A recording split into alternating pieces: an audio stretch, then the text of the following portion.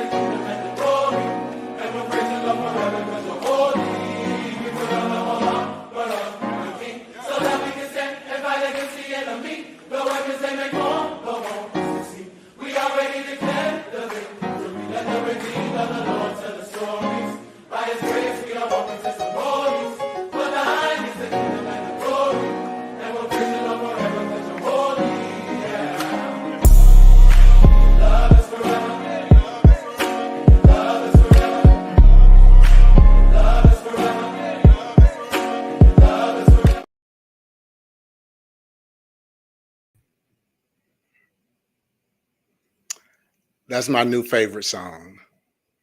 I've been looking for a way to put that out in the public to let everybody know that's my favorite song. And I figured it out, Dr. Shana. This morning, I was like, oh my God, oh my God, oh my God. I can use that song for my Ignite video. Good evening, folks. Good evening. Good evening. That is the jam. I don't know if you all are TikTok fans, but that song is spreading like wildfire on TikTok. And the guy who does it is not really, I mean, he has an album, is got a weird name.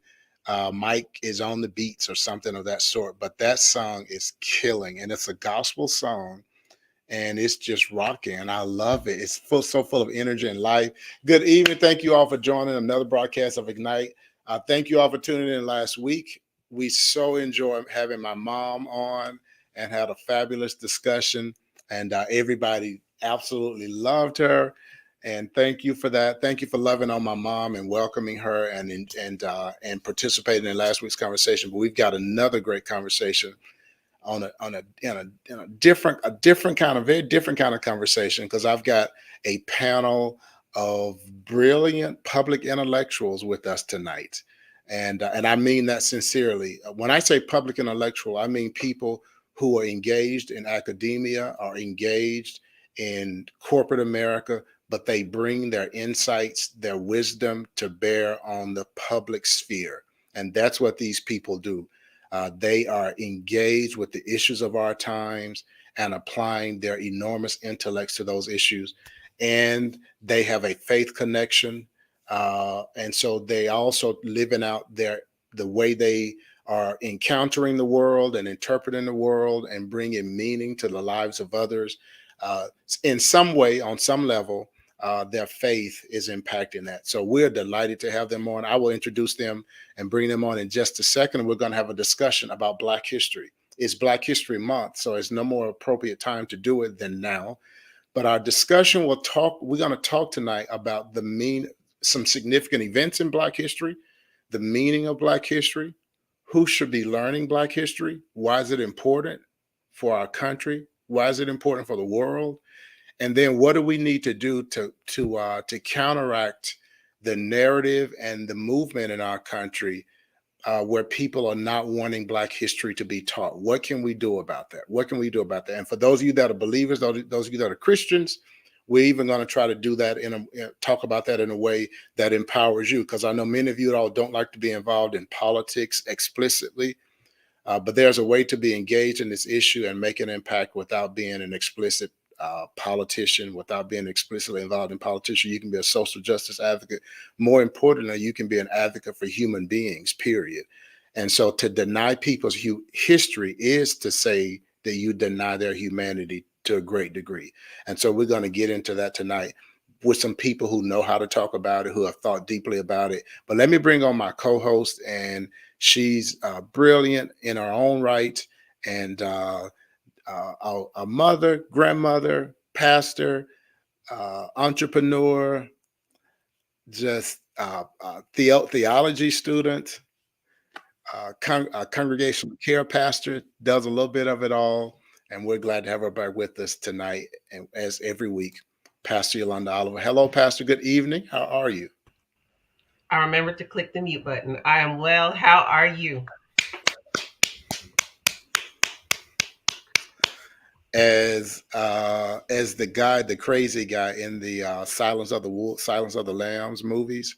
In one of those movies, he says, "I believe we're making progress." We are making progress. We are making progress.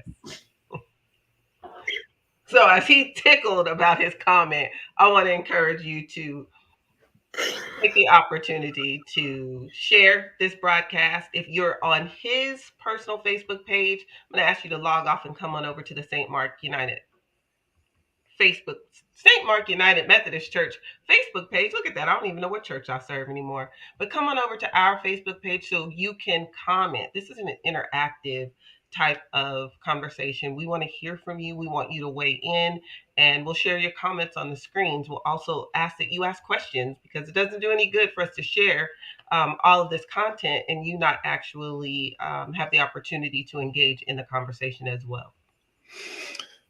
Absolutely. Pastor, let's make a couple of announcements. I do want to say the same, Mark, just in case some of you all log off early, that in terms of our mission project, we had asked you all to bring goods for an organization that serves families here in our city.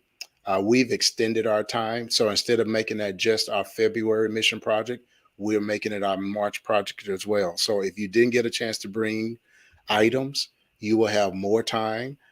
Yolanda, is Cheryl still coming Saturday with our extended time? Is she still committed to being there Saturday from 9 to 12?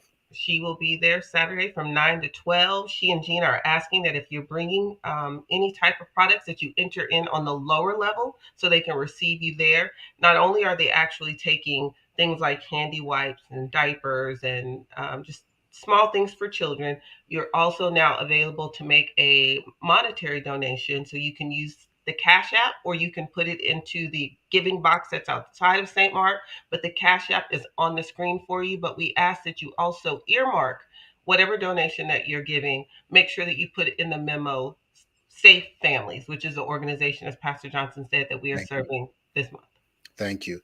I also want to make a quick mention that on the 26th, the Kansas League, Urban League of Kansas Guild is holding a Black History program. St. Mark is hosting it, and just so happens that I'm also the featured speaker for the event. And Pastor Rhonda Kingwood is our guest worship leader, mistress of ceremony, as well as praise leader. Rhonda and I working together again. Should be lots of fun. We've already had fun talking about it and joking about being together again and working together. So it's going to be a great program. That's on Sunday, February 26th at 4 p.m. And then St. Mark, is not too early to let you know that on March 5th, the first Sunday in March, we will do another town hall. I know you weren't expecting this because we just had one, but we've got to have one because there's a very important decision that's been made in our conference regarding the current splitting of the United Methodist Church. And so there's some information that we need to disseminate to you because you may have to make some decisions by April 30th. So that's coming up. We'll say more about those things in days to come. So if you missed any of that information, no worries. You'll hear it repeated several times over the next several days. Pastor Yolanda, let's bring on our fabulous people. So this is how I want to do it. One more Yes, go announcement. ahead. One more Yes, announcement. yes. Sister Jacia will be so excited if we announce the next hour of power, which is going to be February 25th from 10 to 11. I neglected to announce it during announcements on Sunday, so please come out, pray with us, pray for us at St. Mark on February 25th from 10 to 11. Now, yes, let's bring on your phenomenally brilliant guests. Well, let me share this. So I was waiting for the graphic to be designed. This is something that's come up. I am starting something called The Table, which will be a monthly feast and fellowship featuring Chef JB, James Bailey. He's a chef, a young adult, 32 years of age, but he's a chef here in the city. And we're going to do these dinners on a monthly basis, invite people in. You'll pay for the meal, but you're also paying for the experience. Every time we gather, a book will be given away to you. So you're paying for a book, you're paying for the experience, you're paying for the food with this young guy. And every person who comes each time, it'll be 12 people, and every person will get a chance depending on what the theme is, related to the theme of the night, tell their story, and we're calling it The Table. So excited about it. I wanted to wait till we had the graphic, but sevens can't wait. Sevens, people who are sevens on the Enneagram can't wait. So I went ahead and put that information together. So if you, only 12 seats are available for this first meal coming up on the 25th at 6 p.m. If you want a seat, you need to text me or call me, email me. Don't call me. Don't call me. You need to text me or email me as soon as possible to reserve a seat. It's only 12 seats. All right. So I just want to put that information about that. We'll say more about that later. So this is what I want to do. Let me introduce Mark McCormick. And then I like for Mark to introduce Shontai. And then I like for Pastor Yolanda to introduce Kevin, because not only are you all co-professionals, but good friends. And so for you to introduce Kevin, and then I will introduce Dr. Shana Mashego. So first of all, Mark McCormick, he's as a matter of fact, Mark is basically a co-host on Ignites. Uh, you all know him so well, and he's been on several times. I love Mark, brilliant intellectual, good guy. Always has tons of stories that are full of history and depth and meaning. And Mark, thank you for coming on again, my brother. I love you so much, man, and appreciate you greatly.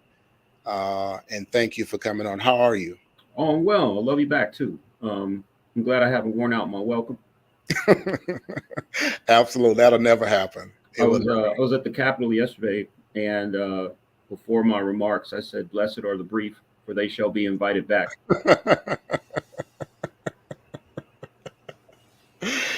Hey, absolutely, and you're back. You're back, whether you're brief or not. I've been black my whole life. You have you have as much time as you want when you come on. By the way, that was a message. That was a note from James Bailey, our chef for the table, Mm-hmm. showing his excitement and just an outstanding young man. And I'm so glad that our paths have crossed. So Wow, that'll be that's a great idea. Thank you. I look forward to you joining us for one. That might be something that some of us will steal. Hey, man, you should come over for this for the inaugural dinner of the table. You should come down, Mark, on the 25th. Huh? What day is that? What The day of the week? 25th. That's a Saturday. A Saturday. 6 p.m. Okay. I'll try to make it. Think about I'll definitely try to make it. Awesome. So Mark, will you introduce this brilliant young lady that the Ignite audience has not had a chance to meet? Our other guests, they've met at least once or twice, but this young lady we have not had a chance to meet. Introduce us to her. This is so strange introducing her. She's like my sister. I grew up with her 2 doors down. I, in fact, did wear out my welcome at her house. I would knock on the door, and I would see her in the window, and then I'd see her go, ah. And then I'd hear her mom on the inside saying, "Girl, let that boy in the house."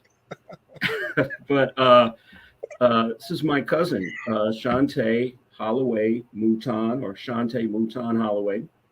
One of the most brilliant people I know or have ever met. She had a long and distinguished career with the IRS, where she did some high-level audits.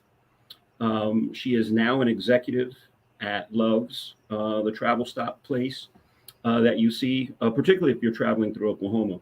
And that's where she lives. She's joining us from Edmond, Oklahoma right now. Just a tremendous thinker. And, whatever Afrocentric orientation I had, it came from her household, from her older sister, Lisa, from their father, who I consider our family patriarch, Don Holloway. But just a tremendous thinker, person, artist, mathematician. I could go on. Wow. Astronomer. No, but wow. We're still having trouble hearing you, Sean. We're having some technical difficulties with the audio with her.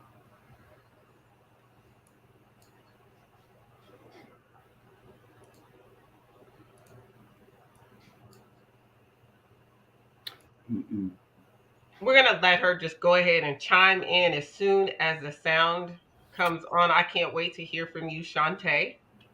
That's quite a build-up, Sean. Related to Mark and Pastor Ricardo Harris, I know you got to have a good vibe about you. So I'm really, really excited to hear from you.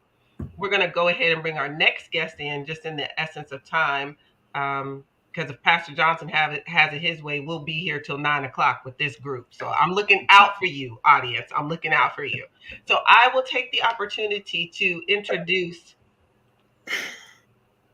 Dr. Kevin Sylvester Harrison, X. I do see that that's new, the X on the end to me, but he is a dear friend. My brother, I'm a fan. He is one of the most intelligent, talented men that I know. He is a great father, an amazing son. He is now an amazing grandfather. I think his grandson, I'll let him tell you a little bit about 6 when he comes on. But Kevin is an author. He is a amazing saxophonist. He was one of the first people that I ever knew that wrote a book and had it published. I've been a fan of his since we were in high school. At least I was still in high school. He said that he was still in high school for his marketing campaigns, but technically he wasn't in high school at that time. But we'll talk about that later. But I will do him some justice by reading a bit of his bio. And it says, Kevin Sylvester Harrison serves in the dual roles of Director of DEI and Assistant Teaching Professor for the Cohen Honors College at Wichita State University. In addition to being an educator, Dr. Harrison also works as a consultant. He is one of the baddest public speakers. If you need someone to come and bring some flavor and some intellectual power to anything that you're hosting, Kevin is your person. He is a workshop facilitator, and he is the author of the sports biography, One and Done, the Corleone Young story. So welcome to Ignite for the second, but not last time, Dr. Kevin Harrison. Yeah, thanks for the amazing introduction. Glad to be here. Looking forward to an engaging conversation. And hopefully I'll get my camera fixed sometime between now and then. It'll work. If we can't quite see you, your voice is strong and your content and your brain, your mind are always brilliant. So we know that we'll still be able to gather so much from you. Kevin, how are you, sir? You doing all right? Otherwise, yeah, I can't complain. Mark was right. I do look like I'm in the witness protection pose here. I wasn't implying anything, bro. You might be prophesying. I don't know. Stop. Yeah, I'm doing well though, Pastor Johnson. Thanks for asking. Kevin, that's why you don't go. That's why I don't try not to go on podcasts with close friends, because see, they get They start saying stuff and they're joking, but the public doesn't know they're joking, and then things just kind of get. But man, thank you for coming on. I respect you so much, and hopefully you'll get a chance to talk about a project that you did that's connected to a tragedy that happened here in Wichita. That's part of Black history. That's local right here in the city, and I'd like for you at some point to mention that and bring that up and share with the public where we are with that. And then our guest, our next guest, is none other than Dr. Shana Mashego. Dr. Shana, yay! Welcome back. First time I've been able to be on with her in such a A long time. long We've been time. ships passing in the wind. I am uberly excited. So Mark, the true story, she's not, I know because she's too humble to admit it. But when we first got this whole Ignite thing started, right? And people were like, what in the world is Pastor Johnson doing? Like, this guy is like, and then I brought on Dr. Shana Mashego, and everybody was like, wow, like he's on to something. Like he really didn't know what he was like that's legit. Yeah, almost like Arsenio. Right. Yeah, exactly. Because I think what made his show was when he had Bill Clinton come on and play the saxophone. Mark, that's why Mark and I. So Mark interprets. I say stuff that makes no, and then Mark will interpret it, and people go, "Oh, like wow, like yeah, okay." So, Dr. Mashego, you're basically playing the role of Bill Clinton tonight. I guess. I don't have a saxophone, but I'm here otherwise. How are you, my friend? I am doing great. Thank you so much for inviting me on with all of these fantastic minds tonight. Pastor Yolanda, it's always a pleasure to be on the same panel with you. It's wonderful to see you. Thanks so much for the invitation. So, Shana, you've been doing some traveling, and you have actually several careers that you operate in at the highest level. So Shauna's not going to do anything and be mediocre. She's not going to do anything and be in the middle of the pack. Whatever she does, she's going to be elite in it. And one of the things she does is that she's a vocalist, and she does. You talk about it and you've been doing some traveling with it as well, Shana. Say a little about. Well, there's a huge and very neglected area of African American denominational study that we don't really talk about very often. And that's the Euro-African church tradition, of which I am a product. So I grew up in a Black Creole Catholic church. And there we sang all classical Bach cantatas, hymns every Sunday with full organ. There was a very talented African-American female classical composer who played organ for us every week and directed all of the cantata that we sang. And it was just an amazing way to grow up. And that's what led to me becoming a classical singer. On the inside of that tradition, there are Euro-African churches where that was not uncommon. There were several Euro-African churches, namely Presbyterian and United Methodist churches, where Black women were encouraged to practice their prowess at composition. And so Florence Price, who's the first African-American female classical composer of record, was very well known for writing gigantic orchestral arrangements and then having full Black orchestras play on a Sunday afternoon after their services ended. And she would pull in Leontine Price and Paul Robeson, and they would come in and do these giant spirituals concerts. So Margaret Bonds, she was the protege of Florence Price, and Margaret Bonds also followed in her footsteps in that tradition. And so what I'm doing right now is I'm working with a composer in Nashville, Mark Edwards, who's a hymn writer. And we're taking many of the hymns that were set by Florence Price and Margaret Bonds, hymns and spirituals, and we're creating a giant project that includes soprano, where I'm singing soprano and accompanied by full orchestra. And we're reviving that concept while allowing for the opportunity to lecture on the underpinning of where that music was popularized. And this music was popularized in these Euro-African church traditions. So unfortunately, when we talk about Black music normally, we talk about gospel and jazz. And while those are unbelievably huge, extremely important genres for us to talk about, we also founded giant innovations related to classical composition. And so the goal is to shed some light on the idea of how these women wrote these gigantic orchestral arrangements, how their churches acted as their music classrooms as well as their music stages. And just shedding light on this giant tradition that was extremely popular for many, many, many decades in our country, and hopefully bringing about some revival to this type of composition. So that's what the project includes right now. We have a projected completion date of 2025. So when that completion date after that, you've got to make a journey to Kansas. Of course. And to Wichita. We'll come with orchestra in tow. Oh man, that would be absolutely awesome. So Mark, if you had not seen Dr. Shana on one of our Ignite podcasts, now you see what I'm talking about. So you see what she just did, right? So she comes on and everybody says, okay, Johnson is legit. Like he's he's not bootleg. This guy, he knows some people, man. He knows some people. And then Mark, I was doing like this, like, get off me, man. Like, if you don't know, you better ask somebody. Dr. Son, I'm so proud of you. I am so proud of you. So proud of Mark and Kevin and the amazing intellectual capacity and brilliance you all bring to whatever you do. Can we hear? Let's see if we can hear. Can you hear me now? Oh, yes. Awesome. Well, glad to join everybody. So do you want me to go ahead and introduce myself? Yes, please. So yes.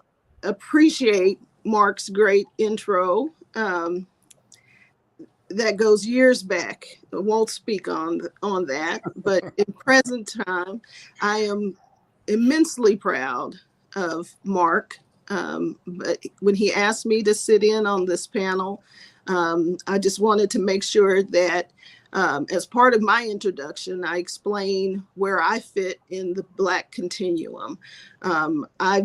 As Mark said, I worked for the IRS for 14 years, had a great career there. But the thing I'm most proud of is that I actually taught financial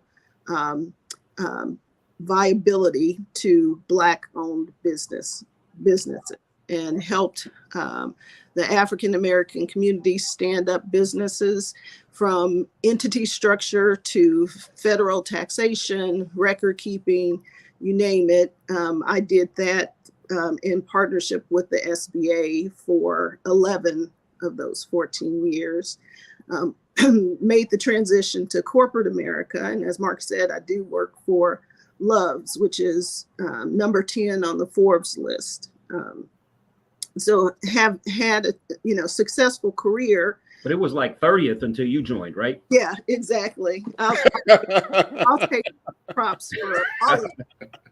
But what I'm most proud of is that I also sit on the board for one of the nonprofits here in Oklahoma City and help with fundraising, help connect them with grant money, which if you're a Black grant writer nowadays, you are in high demand.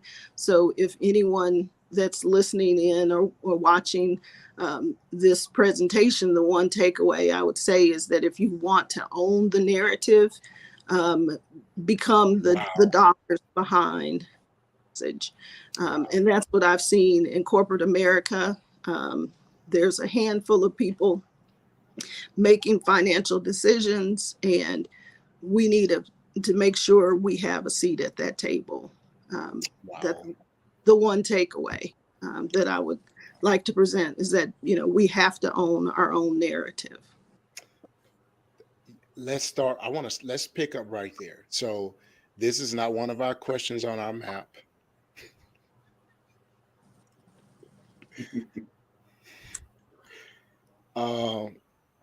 This phrase you're using, owning the narrative. Okay. As a matter of fact, I used that phrase with the leaders at St. Mark a little bit ago, just explaining why that's important. Talk a little about, say more about what you mean. For folks who maybe are not familiar with that phrase, Shontai, talk about owning the narrative and why that's important. And then I like to get feedback on what you say from Shana, Mark, and Kevin. So I'll give you an example. I'm on the board of directors for Metropolitan Better Living Center, which is a African American organization here in Oklahoma City that provides care for elders, including those with Alzheimer's and dementia, as well as young adults with special needs. We've been around for over 30 years, but most people had never heard of us. We never really had a seat at the table in terms of moving the paradigm for outcomes in the African American community here in Oklahoma City. We started tapping into resources and basically owning our narrative. Oh no! Charles, freeze. No. Oh no. Can I jump in and kind of bridge the gap until? Yes, please, yes, Mark, please. I really believe in owning the narrative as well. Sean, are you back? No, I don't think so. I had a fellowship in 2019 where the entire thrust of the fellowship, which was for several months, which is about developing a new narrative for African Americans and African America. And part of the instruction that we got came from a book, in part from a book by Daniel Kahneman called Thinking Fast and Slow. And it has to do with how your brain works. And in a nutshell, we were taught that narratives, particularly in this culture, are more powerful than facts because we want to believe narratives. Wow. And if we're presented with facts, we will ignore the facts and lean into the narrative. And then, to prove the point, the facilitator, a guy named Travian Shorter, he shared with us that African Americans serve in the military, far out of proportion to our presence in the population, but we're not known as the face of patriotism in this country. Black men are known as the fathers who most abandon their children. And then he presented us with documentation from the Centers for Disease Control and Prevention that demonstrate that Black men are the most engaged fathers when measured against men from other races. But we're not the face of fatherhood. He also pointed out that despite the fact that Black children are the face of poverty, 65% of poor children in America are not Black. This is the power of deficit framing, which is essentially judging people based on their challenges rather than their aspirations. And we were being challenged to change the narrative by asset framing people and defining people by their aspirations rather than by the challenges that they face. Shontai, are you back? So I'm back. Can you hear me? Can you tell yes, we can hear you now. Yeah. As they say, where there's a will, there's a way. So I've switched over. And by the way, Mark jumped in for you. Here. And just laid out this beautiful stuff. And so come back. Do you remember where you were? Yes, I do. And I'll piggyback on what I last heard Mark saying. But what I was giving an example of how the organization, the board that I sit on, how the United Way was using our likeness, using us as a statistic, but we didn't own our narrative. And we reformed a stronger but smaller board and took hold of the messaging. We actually sent people to the Capitol, met with our representatives, got on their radar to make sure they knew who we were, what we were doing, what our mission was, our financial needs. We actually partnered with the city and applied for and was awarded just under $500,000 grant to buy a second location. We've basically doubled our population, able to provide services. We're now the largest day program serving our community here in Oklahoma City. And simply by just taking hold of our own personal narrative, making sure we were actually the ones present in the meetings when financial decisions were being made. And it completely changed the trajectory of our organization because, like I said, we were able to build a second campus, renovated a former church, and we have now doubled our footprint in the city and have plans to keep moving onward and upward. And so with that, I say that understanding the system, as Black people, we fought for so many gains over the entire spectrum of our existence here in the United States. But more importantly is now we have the ability to take hold of the narrative and make sure that we actually have the dollars placed in front of us rather than just utilizing our skill sets. Wow. Great example. And then, Mark, great examples in other spheres of how the narrative gets perverted or gets controlled by people who don't have a particular group's best interest at heart. So, Kevin, you want to add anything to that? I know Kevin's still getting his camera right. Did we just lose Kevin? We lost him. I'd love to hear Dr. Mashego weigh in. Yes, Dr. Shana. Yes, jump in. Yes. So when we study the African American community, and we try to wrap our brains around the amount of disparities. And as I've explained before, there are 5 areas of disparity that we've recognized that predominate the African American narrative, the African American state, the state of the African American community. It's shared throughout the African diaspora in America, and that's related to economics, education, residential, disproportionate incarceration, and healthcare, right? So pretty much any African American you speak with is or was or is going to be affected by these areas of disparity. And the reason why I say that is because on the inside of a narrative, right, there has to also be a sense of consciousness from those who live on the inside of that narrative or on the inside of those spaces. So therefore, it's extremely important for our African American community to have a clear understanding of our narrative, our formation narrative, our origin narrative, and that data needs to be both factual as well as felt and communicated in a way that's easy to understand and easy to disseminate.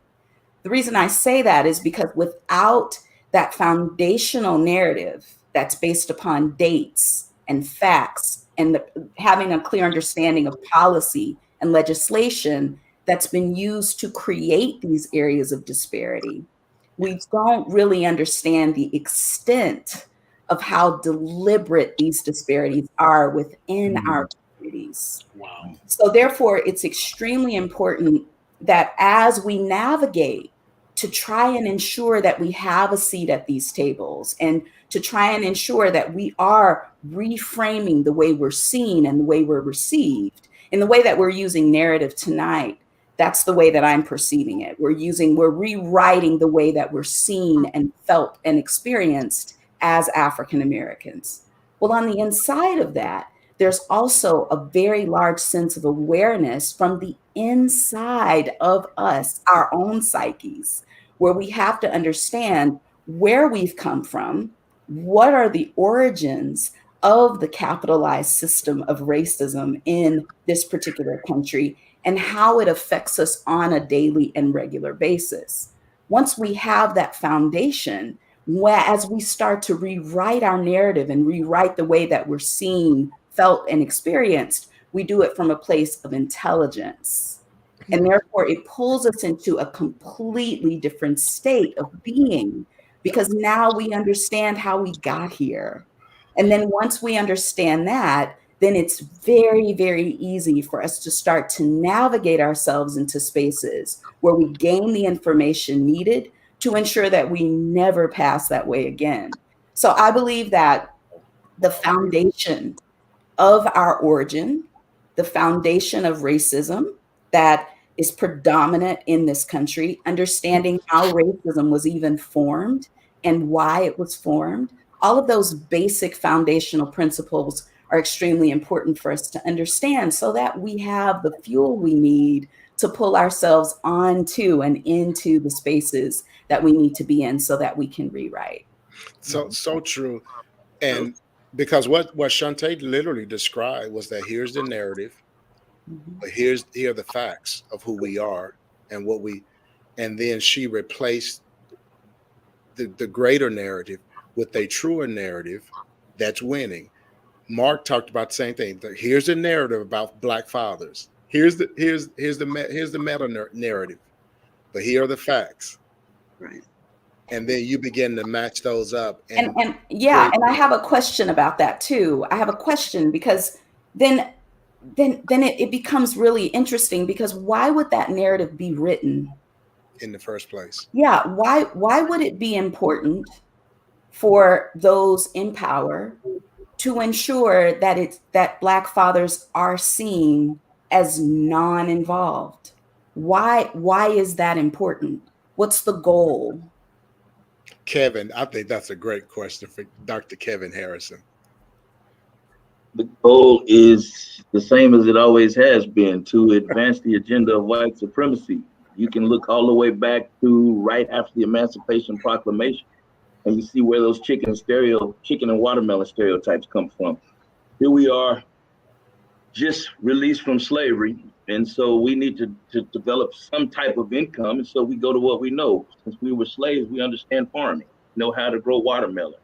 Our wives know how to make chicken dinners, because our wives were having to cook for white plantation owners, and so now we start selling these products to white Southerners, and then all of a sudden, this jealousy sits in. Oh, we can't stand to see these Black people empowering themselves. Some of them are making greater income than I am now, and so that's what stimulated those narratives. As we're talking about narratives, which stimulated those narratives, i.e., stereotypes, and so now you have these ridiculous narratives about chicken and watermelon associated with us, when it was actually white Southerners who were buying those products from us. Another thing I was going to say too, the important thing about a narrative, I'm thinking about critical race theorist Derek Bell. He's kind of considered the godfather of critical race theory, former Harvard law professor.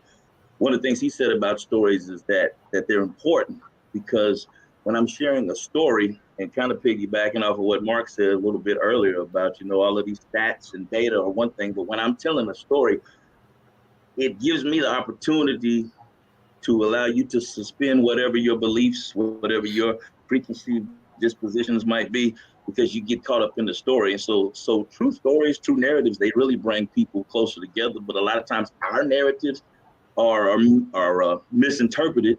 And then, like I said, white supremacy is usually at the crux of that misinterpretation. Wow. Could I add something? Yes, please. So I want you all to take the conversation. Like, y'all interact with each other. That's absolutely. First of all, Dr. Harrison and Dr. Shana have knocked the cover off the ball. I also think that, like Neely Fuller said, unless and until you understand white supremacy, everything else in this culture is going to confuse you. Wow. And what I see, to piggyback on what Kevin was just saying, is that I think there's been a recognition, maybe over the last couple of decades, about the power, not just of the narrative, but there's a nobility in our story that has real power, that has real political power. The last time I was here, I was talking about the quote from John Heinrich Clarke: "It is impossible to continue to oppress a consciously historical people." Well, what that has resulted in is a recognition of this power. And now what you see on the people who want to dismantle any discussion about our history and our past, because it is so politically powerful and transitive, is grievance envy. They envy our grievance. And what you're seeing in these hysterical meetings where people are saying, my kid is being made to feel bad at school, so we can't teach real history. They're manufacturing a grievance, which is essentially an emulation of our real and noble grievance. Wow. Yeah. And the noble grievance is foundationalized in what exactly? I think if we can get to a clear understanding of that question, then it pulls us into a space of simplicity, and simplicity always pulls us into a space of clear understanding. Mm-hmm. And so at the end of the day, you cannot enslave an entire group of people. The original amount of enslaved Africans that were brought onto American soil was estimated to be around 388,000. But by the time the 1840 census was taken, there were over 4 million enslaved people on American soil with Black skin, with African origin. The goal then is the same as it is now. And the goal was, we have to ensure that this large amount of people understands that they are slaves. Because there's no way that we can oppress them if they do not understand that they are slaves. They have to know that they are slaves. They have to know that they're enslaved. They have to find and be comfortable with the space at the bottom of the caste system that we've created. And so the only way to ensure that a person believes that they are something that they aren't is to surround them with a false narrative. Wow. Why would they do that? What's the goal? What was the goal then? It's the same goal as it is now. It's to pull a very strong, free at the time, cheap as it is now, labor force into subserviency so that we can use their energy, power, and intellect for our own capital gain. Wow. That is the entire point of oppression against the African American community in this nation. It has been from its origin, and it is today. That is the reason why these kinds of narratives that are presupposed around the idea of Black fathers not being involved, Black women being oversexed, Black women being welfare queens, all of the negative propaganda that's been pulled against the African American community has one goal in mind, and that is to ensure that we take our space and believe that we belong at the bottom of the caste system so that our intellect, energy, everything we have can be used for the capital benefit of those who sit atop of the caste system. That's just absolutely brilliant. It's just absolutely brilliant. I think it's, and Shontai and I, we've talked about this a lot, but it's not an accident that when we learn about slavery, if we learn about slavery at all in school, is that we learn about the slave trader and we learn about the slave owner. But what is omitted is what happened in the Caribbean in the seasoning, where people really had these ideas about freedom and individuality literally beaten and tortured out of them so that they could be made into the kind of people that the doctor was talking about. Wow. Wow. Okay, everybody pause. This is like we just, everybody needs to breathe. This is like so great and so much heavy stuff. And I just think let's pause for it, just like inhale this in. Oh my God. Shontai, I'm coming back to you and to Kevin, and we'll start with them and link Mark and Shana in, because I want to, talking about narratives, I want to ask you all about your awareness of and your thoughts about the Tulsa massacre and what that story says about the American story. You all have I mean, we've already kind of pointed towards it already, but I want you all to kind of talk about that, the Tulsa massacre. But before we do that, Pastor Yolanda, and if please forgive me if I am putting you on the spot, so forgive me. As we talk through this, Yolanda, we know that there are people who probably watching, who follow Ignite, who are hearing this discussion about Black history, the Black story, the Black dilemma, and they're saying, "Why we're Christians, we're church? Why are we talking about this?" So, from your perspective, as a woman, as an African American woman, as a businesswoman, and as a pastor, as a grandmother, as a mother, share with them how you integrate your Christian faith with this passion to bring justice to the African American dilemma and story.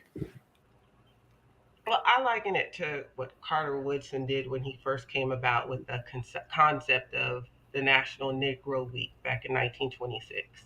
In my home and in the environments that I have the privilege of being in, I use it as a weapon in the struggle for racial uplift. Period.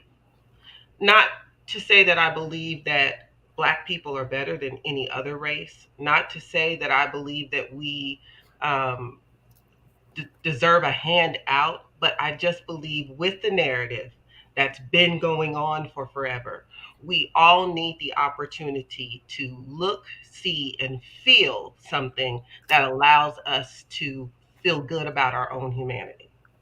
So, did that answer your question? Absolutely. You nailed it. You nailed it. As a matter of fact, I was, the way I think about, one of the ways I think about it is that at the Jesus I follow, okay, that Jesus empowers me to fight for whoever is suffering oppression and injustice.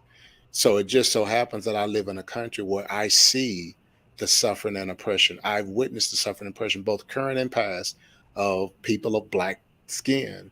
And so to ignore that, to not care about that, is anti-Christian. As a matter of fact, you could say that it's anti-Christ. There's this myth about the anti-Christ, and I tell people the anti-Christ is not you're using metaphors to talk. That is not it's a spirit. It's a dynamic that wars against the spirit of Christ. And we know that Jesus cared about people, and he always cared about the people who are at the bottom.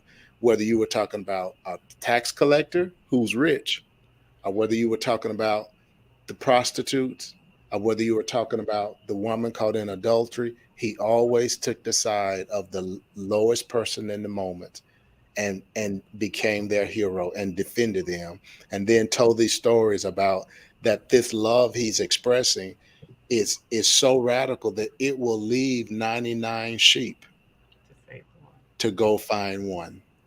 Turn society upside down. Turns it upside down. So let's to what degree, Rev and Pastor Yo, were you taught in seminary or in Bible college or in any kind of seminary setting? To what degree did anyone talk about the conflation of Christianity and white supremacy, Christianity and innocence? Yes. Did that ever come up?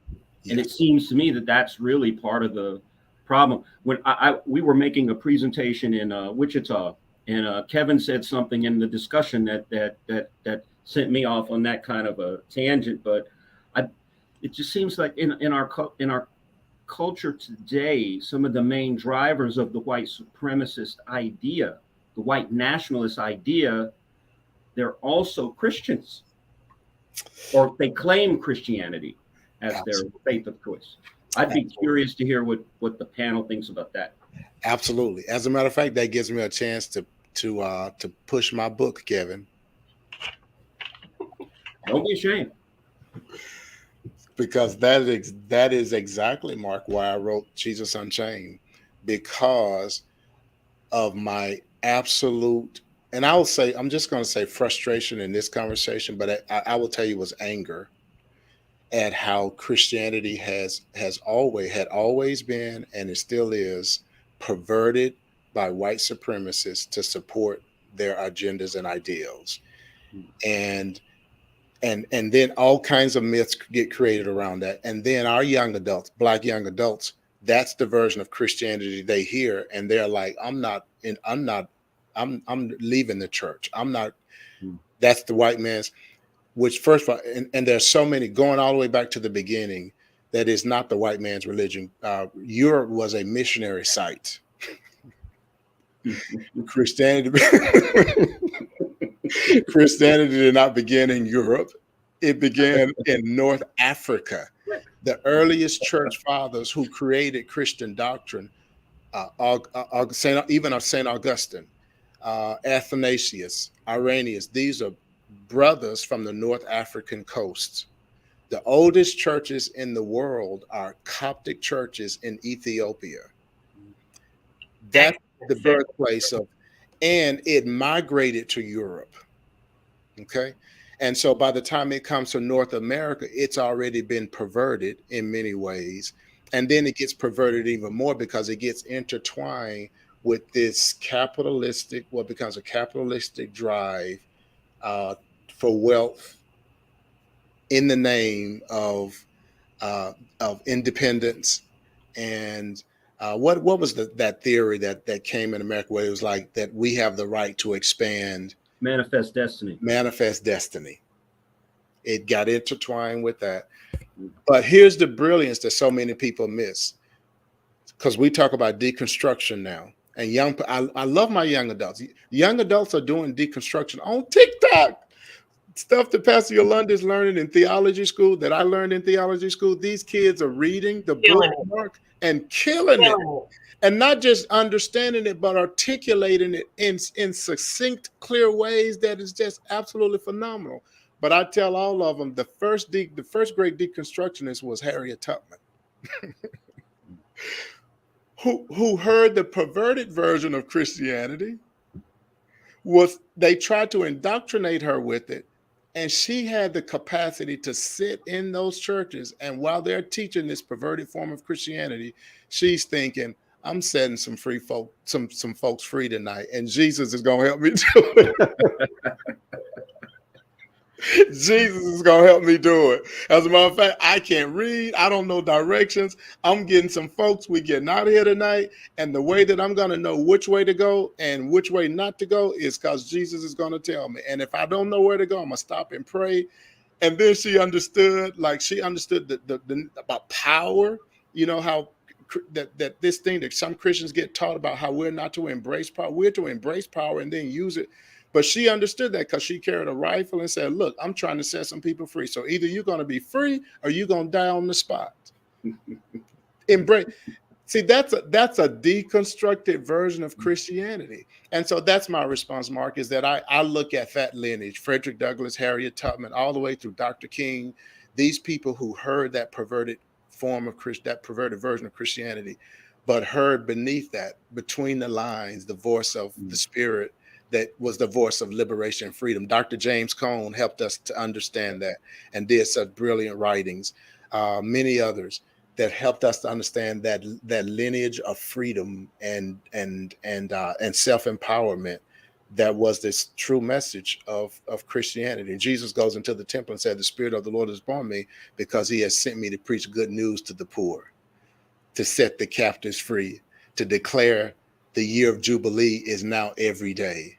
And Jubilee is an economic issue because it is about returning to people the land that had been taken from them because of their poverty. Every 7 years, Jesus says, you got to give them back their land so they get a fresh start. And Jesus says, no, Jubilee ain't every 7 years. It ain't every 49 years. It's every day now. So that Mark. Great question. Hallelujah. Great question. Amen. Great question, Mark. Great question. Yes. Let's talk Tulsa. Dr. Harrison. And well, no, let's start with Shontai as a person who's dealt with the economic side of things. How familiar are you with the Tulsa story? What has it meant for you? And the work you're doing now, do you think about that story in your work now?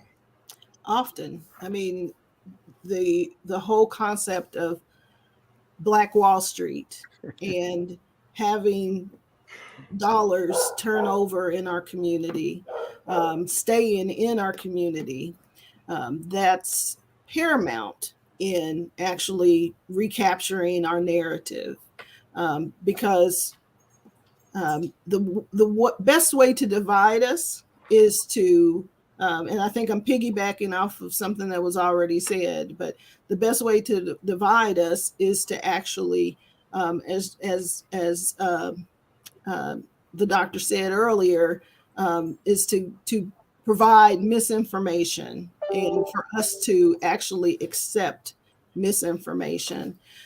Here, being in Oklahoma and seeing the push to revise the story, to take back the actual narrative of what happened in Tulsa, but actually to capture how Black Wall Street came to be at its origin. What happened? What did they do to create a cluster of economic empowerment? How can we recreate that again and again in different places? Being here, I can tell you I've had several people approach me about the history of Black Wall Street, the demise of Black Wall Street. And I can tell you here in Oklahoma, it's become the number one tourist attraction is for everyone to revisit Tulsa and the Black Wall Street area. It's something that I've heard several Black professionals coming up with ideas and for us to take that back and to actually use it to our benefit. You know, we can't change history, but we can definitely change our future, the path in front of us. And so I see great movement here in Oklahoma. And I hope, my prayer is that takes off and we replicate it around the country. I've had people come to me and say they want to start a Black bank. They want to, start businesses that can actually take advantage of the new, the internet, TikTok, Instagram, so that we can collectively, without being, sitting next to each other, actually create a financial power base. And I'm in 100% because where there's a will, there's a way. My grandmother used to always say, if not you, then who? And if not now, then when? And so that's one that I personally am always on board for. And I, like I said, historically, I've always tried to teach financial independence to specifically African-American businesses so that we can recreate Black Wall Street now. Well, I got to tell you, would be very proud, even in Mississippi. Well, I shouldn't say even in Mississippi, but in Mississippi, which is still the poorest state in the union economically. My mom is from Mississippi. Yeah, that's a fact. But there's a family, a Black family, that has come together. Their family unit in Hattiesburg, Mississippi, that has bought land and an old shopping center and other properties around it with the intent purpose of making it in the name of making another Black Wall Street. In other words, and what they mean is not exclusive, it's not racist, it's not exclusive. It's saying that we want to make these resources are to empower and to help launch Black businesses. Black people with businesses ideas, those are the people that we will make these properties available to. So that story is living there. Dr. Kevin, give us some of the history of what happened there, and then after he gives some of that history, then let's get feedback on that story from, and then Mark, you as well, and then let's get Dr. Shauna's feedback on that story. Shontai is in Oklahoma, we're in Kansas, right next door, and so Shauna, geographically at least, it's distant from you, but I'm sure you've looked at that story. Kevin and Mark, give us some details of the history of what happened there. I think even more important than the history is to just kind of put the time frame in perspective in comparison to this time frame, Come contemporary on, time sir. frame. Yes. So when you think about it, that happened in 1921, and so if you make the assumption that these businesses are passed to the next generation of family every 2 decades, you're looking at 1941, 1961, 1981, but 2001, 2001.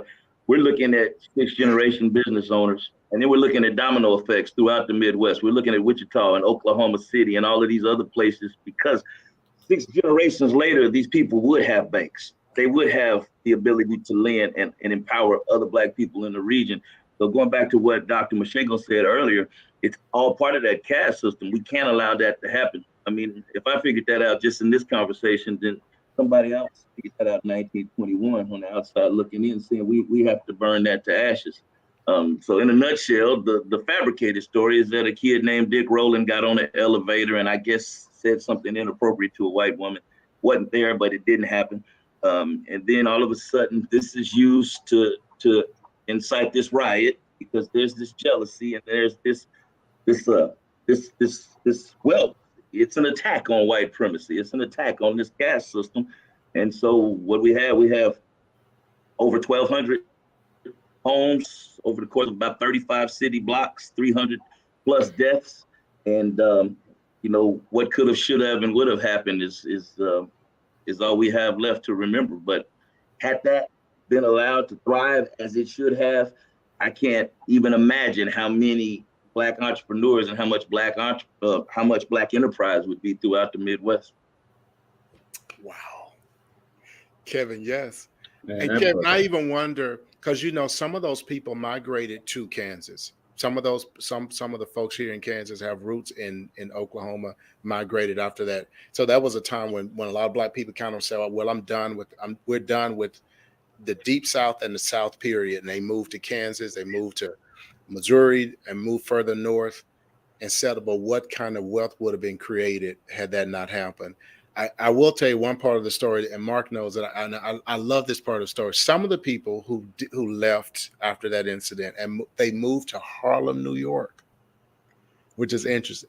They moved to Harlem, New York, and became the financial pillars of what became the Harlem Renaissance. It's an amazing. So that's the kind of wealth, Kevin, that was there. That you had those people who were able to leave after a horrible incident, have the resources to move, and then to launch what became the Harlem Renaissance. That's kind of wealth that left Greenwood, Tulsa, Oklahoma.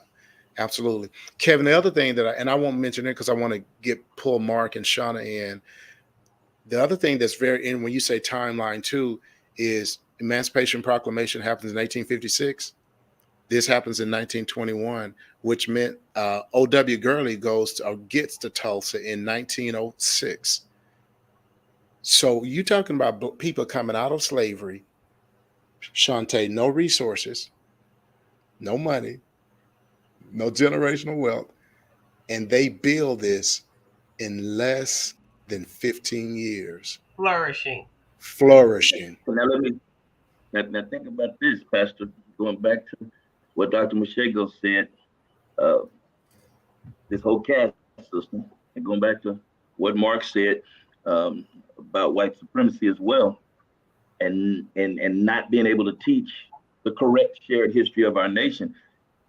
What happens when our kids learn that instead of learning how to do stinky legs? What happens when our kids know that this light bulb that they tell us Edison created, which he did, is useless without Lewis Latimer's carbon filament inside it? When our kid, we can't let you teach that, because if we let you teach that, you'll know who you are and whose you are, and you will take over this whole thing. And so you'll disrupt this caste system. So all of these arguments are based on that very notion right there. Sorry, I didn't mean to cut you off. No, that was great. No. That was great, Kevin. That was great. Two quick points. So almost think me and Kevin ought to go on the road together, because everything that he says, I have like the perfect addendum to. So I was talking about this fellowship earlier, right? So one of my classmates is this brilliant sister who graduated from the Wharton School of Economics. She's trying to start Black Wall Streets in like 40 different cities. She also has a degree in theology. In her book, she argues that it takes about 5 generations to establish generational wealth. After that 5th generation, it just kind of turns. And at that point, so to Kevin's point, when you destroy Black Wall Street, you've destroyed generational wealth. Wow. The second point about the Harlem Renaissance, your point, Rev, I mean, that was known as the New Negro movement. That's right. This also goes back to something that Kevin was talking about, the watermelon, the chicken, well, the fried chicken. There was an attempt through literature and other means to throw off these ugly images and to create a new Negro, to take control of the narrative, as Dr. Mashego was saying earlier. So, I mean, there's a theme running all through this that we've already touched on through much of the conversation. And the last thing I'll say is that Shontai and I have deep roots in Boley, Oklahoma, an all-Black town. And after Tulsa was attacked, there was a thought that some white mobs might try to come into Boley, and Boley was ready. If you've ever been there, there's one road in, and I believe if they had come in that one road, they wouldn't have left. There were people on because my dad wasn't born yet, but he talked about what his dad and his uncle were doing in the aftermath of that. And there were actually people who fled Tulsa and came to Boley and said, we're not going to stop. To your point, we're just looking for safe harbor, and then we're heading north. But you have to the point that Sean was making earlier. There were people who had to stand up and meet the moment and not wait for the moment to meet them. And they were prepared to defend that. But, just in Tulsa, they were outgunned and outmanned. I got to say this to you all. It's 8:17. And my last question to y'all, so much more I want to ask. So I want to say now that I want to try to bring this group back together. We're not even scratching the surface tonight. So we've got to figure out a way to bring you guys back together. My last question will be, I want to, so talking of the narrative, I'd like to ask each one of you to say, is there a person or a story from Black history that you think is important that we use it to help shape the current narrative? Like so for me, obviously the Tulsa story, that's important because of it shows Black brilliance, it shows Black ingenuity and creativity, persistence, and it showed the power of generational wealth that we didn't get to see, but you saw it just from a little bit to transfer it to Harlem. But I got to say this. So this conversation has been so rich because you have an anthropologist who's analyzing the human behavior within history. You have a brilliant historian, who not only can tell you what happened, but give you facts, data, and figures. And Dr. Shana loves that. She says all the time, you got to have the facts and data. Kevin does that so well. And then Mark is the journalist who can turn it all into story and meaning in a way that communicates it to the general public. And then you have Shontai, who's actually living out the ideas and visions that we're talking about. What could have been? She's actually like putting those ideas to work. Pastor Yolanda putting those ideas to work as an entrepreneur and as a pastor is just absolutely awesome. Thank you all for what you're doing. And I hope to bring you back together again. Let's close out. If you could pick one person, one story that you think it's important that we hold on to it to help shape the future, the coming narrative or the current narrative, what story, what person would it be? Would you pick? For We'll me, start. for Okay, me, I would have take to, it. um, the first person that comes to mind is my father, who's still living, and has shaped so many lives through his work, professionally, personally, but making sure that his children and all of our relatives and friends understand our history and where we stood in the paradigm. Because as the saying goes, if you know better, you'll do better. And that has always been taught in my household. I teach in my personal household now. I pass that on to my department, everyone that I can possibly encounter in a 24-hour time span, is just making sure that we have good, solid information and that we understand the actual power that we have personally, professionally, economically, with our votes, with our voices, with our physical being on a daily basis. That's brilliant, my sister. Thank you. Thank you. Thank you for what you're doing. Thank you for the opportunity to be here. We hope to have you. We hope you'll come back. As a matter of fact, as she's talking, I said come back on Ignite. I'm thinking I'm thinking a conference on African American history and affairs, featuring these brilliant people. Where Pastor Yolanda, they each do a lecture, a presentation, but then we do a panel. We engage young adults. Just that whole thing. Yeah, So and put it on C-SPAN. and put it on C-SPAN. Absolutely, I think it will be absolutely amazing. Absolutely amazing. Yes. All right. Who wants to go next?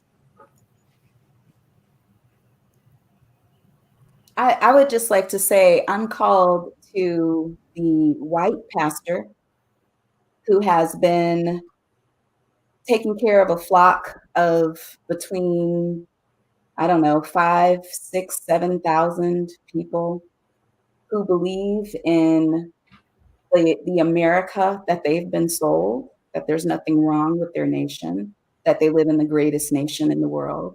Mhm. And this white pastor is waiting for me to aid him in understanding what and how he's supposed to navigate the idea of fair, concise activism for the African American community. Wow.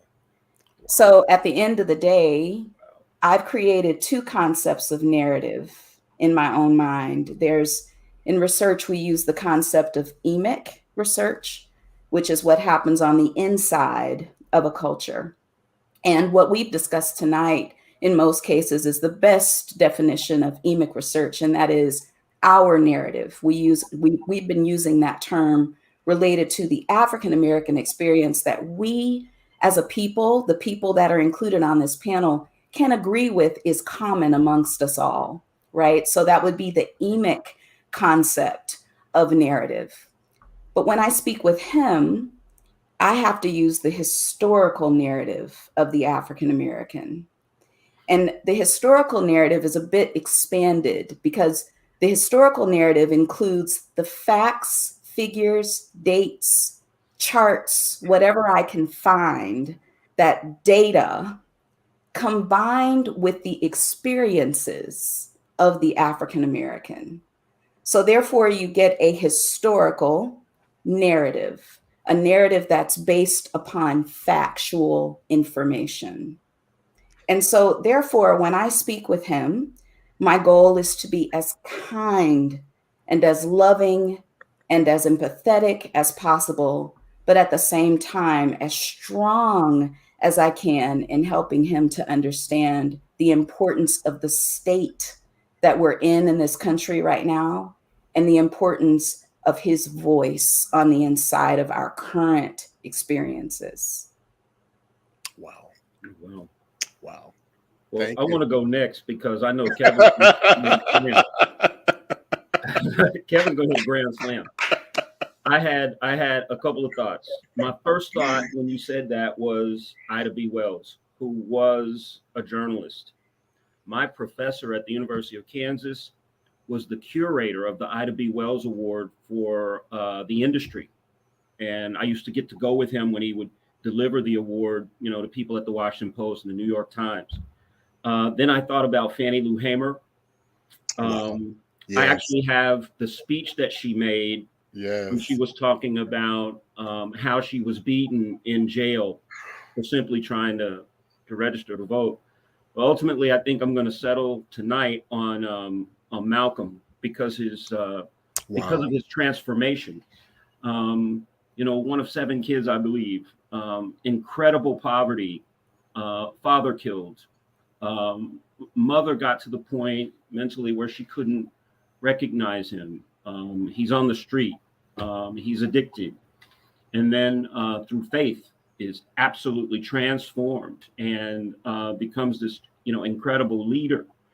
And then even from there, he grows and becomes someone who has become international in his view, wants to take the United States to world court and hold up all these. I mean, I just think that's just an amazing story. And if there's anything that we need now, it's just that kind of transformation and that kind of drive. So I think I will, for tonight anyway, I'll stick with Malcolm. So I have to piggyback on that one because second to the Bible is the autobiography of Malcolm X, hands down. She's not just saying that because she's my cousin. Wow. So you know what, Pastor Yolanda, let's let Kevin go be last. Pastor Yolanda, if you want to, you don't have to. I just want to make sure. He says that I handled behind the scenes things, doesn't not prepared, but I'm on a Carter Woodson kick. Okay.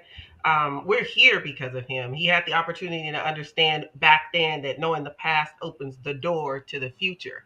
And we give all of the credit to Gerald Ford for making February Black History Month, but it was really at the Ingenious after celebrating going to an event where they were celebrating the 50th anniversary of the 13th Amendment, where slavery was changed, not necessarily abolished. And I think I can get an amen from Dr. Shana on that.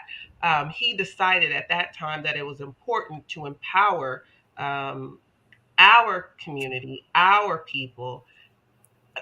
So intrigued by this man, second African American man to graduate from Harvard, second only to W.E.B. Du Bois. Yeah. But really knew at an early phase of his life that it was important to own the narrative. And not just for he and his family. And where do we start? I always try to tell people it starts in your house, you with your children, and now me with my grandchildren. It starts at home. Don't leave it up to the school system that your children happen to attend to impart and to put into your children what they need to know about their own heritage. So I'm laying it out with Carter Woodson. I appreciate the fact that he too, just like Jesus, turned society upside down and made it important for each and every person that shared our skin tone, had something to believe in, to know what we contributed to this country. Awesome. And by the way, fraternity, Yolanda? Was he a member of a fraternity? Was Carter G. Woodson, was he a member of a fraternity? I think you've asked me that before. He was. You know he was. I have no idea. He was a member of the Omega Psi Phi. I I plead the talk. Kevin, before you jump in, too, I just want to thank Pastor Yolanda for mentioning that, there's, of course, we want justice in our schools. We want American history taught in our schools, including the Black story, part of the American. But at the end of the day, one of the things that in predominantly African American churches that can be done is to continue to do what we've always done. I learned about Black history from Friendship Missionary Baptist Church, because on the month of February, every Sunday we celebrated, and every kid got a chance to dress up and every kid got a chance to dress up and be a character from Black history. And that's what I learned about Black history. So I want to thank you for bringing it up. I don't know if you can hear me. Have I went out on you guys? We can hear you. You're just froze, but yeah, we're back now. So I just want to make a quick mention of that. Kevin, yes. I feel bad, Pastor, because I haven't answered one of your questions directly as you've asked them to me. So I'm going to do that once again. My apologies. Yes, you have. Yes, you have. But all Jesus did that day was tell stories, a long storytelling afternoon. His storytelling fulfilled the prophecy. I will open my mouth and tell stories. I will bring out into the open things hidden since the world's first day. And that's Matthew 13:34. Wow. And I shared that because the correct stories will uncover some of these things that are hidden. With that, Jesus told 8 stories that day, and he's far better than me. So I can't just tell you one story or one person. So what I'm going to do, to be fair, I'm just going to narrow it to one state. And I'm going to talk about Kansas, because I think if we start with the history of our own state and let our young people know we do have a lot of significance with regards to overall Black history. And it can also create some dialogue between the youth and the elders, which I think is also important. And so when I think about Kansas, I think about Brown versus Board of Education, which was 1954, which was before 1955 when Rosa Parks and the Montgomery bus boycott took place. So in my mind, Kansas might be arguably the birthplace of the civil rights movement. When I think about Dr. Martin Luther King, I think about Wichita-born attorney Donald Hollowell, who actually negotiated King's release from Georgia State Penitentiary. And the University of Georgia, who just won back-to-back titles in football, should be thankful to this man as well, because they wouldn't have those back-to-back titles had he not integrated that university when 60% of those players are Black. I think about George Washington Carver, who graduated high school in Minneapolis, Kansas, just 110 miles north of here. And I cringe, I get sick in the stomach when I hear people say he invented peanut butter. This man was a genius. This man saved 2 American industries, the American automobile industry. During rubber shortage, he went and he set up a plant for Ford and taught them how to grow plant-based rubber substitutes. Now, can you imagine if the United States is not able to produce cars at the end of World War II? So not only did he save that industry, he saved the country economically. He also saved the Southern agriculture industry as well by teaching some advanced crop rotation techniques. And again, when we talk about changing the narrative to not allow us to see ourselves in the correct light, I don't know if you can hear me or not, but yes, that narrative has been changed, reducing his legacy to peanut butter, just ridiculous. Right. Dr. Ron Walker went to Wichita High School East, graduate East, never knowing who this man was. That's ridiculous. That I went to school there for 3 years, never knowing who this man was. He organizes the first lunch counter set in the country, and then it starts a chain effect throughout the nation. If you ever driven around down in that Mac Adams neighborhood, there's a brick house. It's called the J.E. Farmer House at 13th and Cleveland, somewhere like that. A lot of people don't realize Marian Anderson and Joe Louis stayed at that house. That house was equipped for those type of guests because Wichita was very heavily segregated, one of the most segregated cities in the nation. And then the first ever Academy Award winner from Wichita, Kansas, Hattie McDaniel. And I'm just giving you just the surface. Wichita and Kansas as a state have so much rich Black history. And I think that's where the conversation starts. We start with our own state, and we start by engaging some dialogue between the youth and the elders. That's all I have to say. Wow. That was brilliant. And can I just say that Yes, is so yes. amazing, Dr. Harrison. Thank you. That's amazing.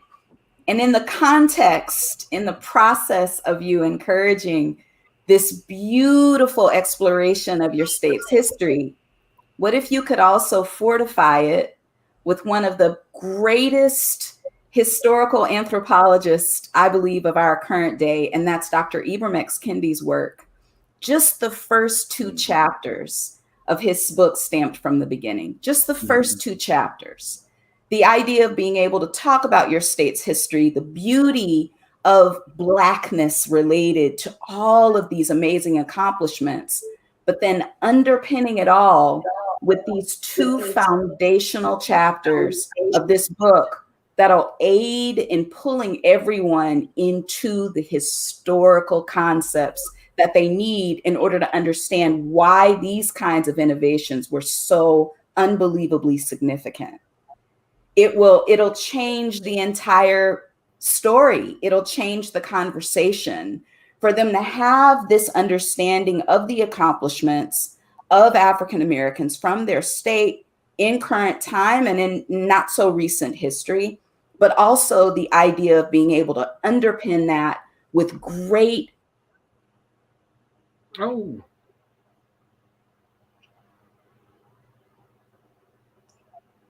Man, that was good. What happened?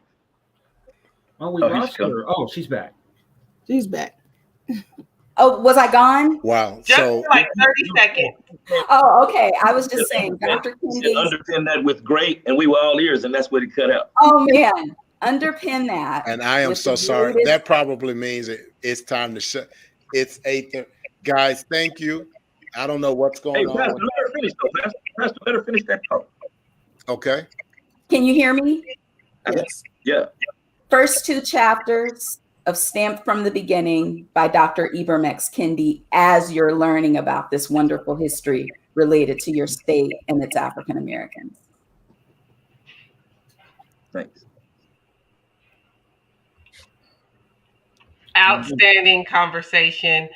Kevin, I was waiting for you to hit Gordon Parks. That's the only one I think that's the only one you didn't leave.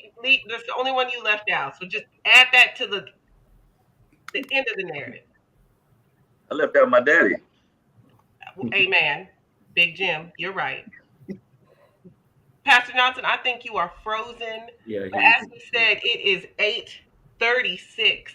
This went by so quickly, and I know as soon as he comes back on, I hope that we can do a part 2 of this and then take this to even a broader scale, as he said, for all of us to come in town and do this in person. Dr. Shana, it's been a long time coming.